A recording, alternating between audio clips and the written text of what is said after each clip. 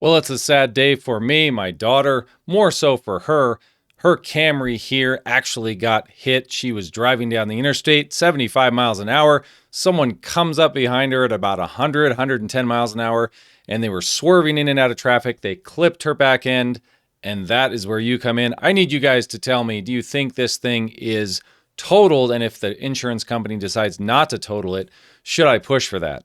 Let's look at some images. I know it's going to be tough to discern what's wrong and what isn't, but let's dive in. Now, first of all, the most important thing is she is okay. She has some aches and bruises, her neck sore, her back sore, but the car didn't roll over, which is actually something I want to talk about in this video as well. The Toyota Camry did awesome in this situation, considering I'm going to show you the highway we were on. So this is from my dash cam going to find her. So this is I-25 heading northbound from Denver, and you can see the lights coming up here. This is about where she got hit. What happened was he was swerving through, she said, 3 lanes of traffic. She could see him coming in the rearview mirror, and she just tried to stay in the middle lane, and he must have misjudged where the back end of her car was, and he clipped her. And it sounded like the cops thought he was going over 100 as well. And then what happened was it was almost like a pit maneuver. She got hit in the back and her car 360'd and ended up going about 700 to 800 feet just doing 360s. How it didn't roll, I have no idea. But kudos to Toyota for whatever stability balancing they have going on and braking system, because that thing probably should have rolled at those speeds, and I'm just thankful it didn't. And the lights are here on the right, so this is where she ended up. There's actually an exit here, so it's pretty flat right here, and this is actually where she probably ended up getting hit. And then she skidded across here and ended up past where you see the fire truck here. I'll tell you, I'm thankful that she's in a safe car for something like this to happen. And right here, we ended up going around the fire truck, and this is how far she slid off the interstate doing 360s down this. It was an on-ramp to get onto E470, and there's her car just past this cop car. Pretty crazy how far she just spun. Here's the first image that I took. I had my flashlight and was trying to get some decent images of it. You can see that the muffler is kind of smashed into the tire. The rear wheel on the passenger side is pushed all the way forward, and it's actually pushing into the passenger door in the second row. The light's off there. It looks like the frame's pushed in pretty good on the back, and then I'll show you the pillar. Now here's a pretty good shot. You can see right here around the pillar, it looks like it's crumpled in. The unibody's actually kind of crumbled in the back, which is good. But it looks like that whole suspension frame, all that stuff underneath it's pretty misaligned, and it's gonna be pretty trashed. All the suspension components for sure are gonna have to be replaced, and the wheel. And I thought this one was interesting because when we look at the back of the car, it actually doesn't look like there's a ton of damage other than that underneath part. But when you look right here on this light, you can see that it got hit hard enough on the opposite side that it actually must have just pushed the entire trunk and frame forward a little bit, because this light is completely indented, and that's not where she got hit. So it's pushed it out a little bit, and in there it's just completely, I think the whole back end from those pillars back would need to be pulled out. I don't really know if I want her to have this car if they try to rebuild it. And when you look at it directly from the back like this, you can convince yourself, oh, it doesn't look that bad. But then after you start inspecting and looking underneath and then looking at the suspension, that car must have been it was just like a pit maneuver. It was the worst place to hit. He actually went under the bumper. I think it was at a BMW, they said, so it was probably a little bit lower than hers. Here are some more photos as well. This one's kind of from the front and the side. It's another close-up. Yeah, it looks really hard for me to tell.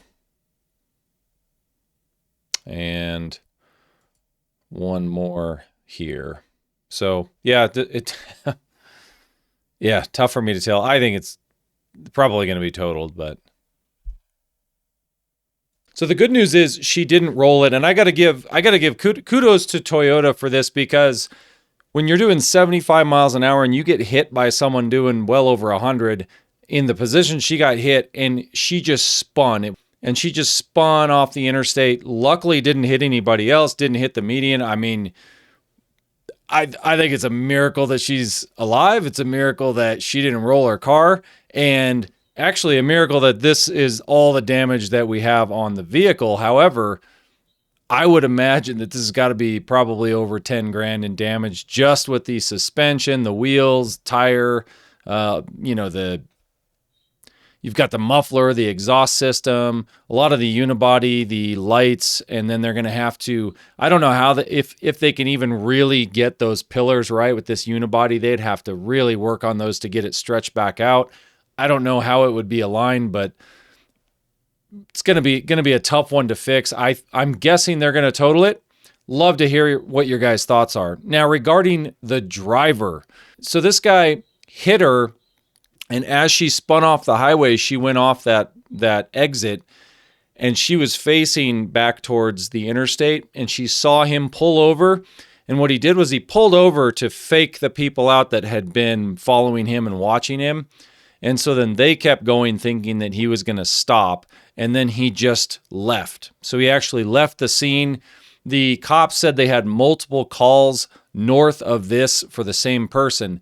They ended up catching him, arresting him, and he doesn't have insurance. I don't think he owns that car, so we're screwed. We have to pay out of pocket, and most likely our insurance company is going to have to go after him. Luckily, we had full coverage. The car's paid off, but we kept full coverage on it. But this is going to raise our insurance rates. And in a state like Colorado, this dude, because Colorado sucks, this guy's already out on bail. Like, they got to pay $1,000. They're out on bail. He put so many people's lives in danger. She could see him swerving from behind. And that alone just makes my blood boil. So we're going to probably see if we can prosecute or at least get some criminal offense on this guy. He probably broke at least 5 laws. And it looks like our insurance company is going to be able to go after him and garnish wages or whatever to help pay for some of this. But what do you guys think? Enough about the jerk that did this and the people that do this all the time. This is my second time my daughters have been hit by someone and run. A hit and run 2 times in the last 3 years. So, I don't know. Go figure. Bad luck? Maybe. Maybe not. Maybe it's a sign that our country needs to clamp down on criminals and actually keep them in jail so we don't get these 2nd, 3rd, 4th offenses. But regarding her car, love to hear your guys' thoughts. See if you have any body people, any people that look at this and say, oh no, they're not going to total it. The car is probably worth about 17 to 18 grand on the low end. It had about 85,000 miles on it. It's a 2018. It's about what they're going for now. So they're gonna probably come in 70% of value. I think this repair is going to be between 12 to 15 grand to get it right if they did it right. But even then, I'm not sure if I want the card back. So any advice you guys have, leave it in the comments below. Again, thanks for watching, and yeah, just glad she's okay, and she's got some aches and pains and strains. But boy, I'm not sure if we should really bother to lawyer up. I'm just thankful that she's alive and she didn't roll the car. Anyway, thanks for watching. Till next time.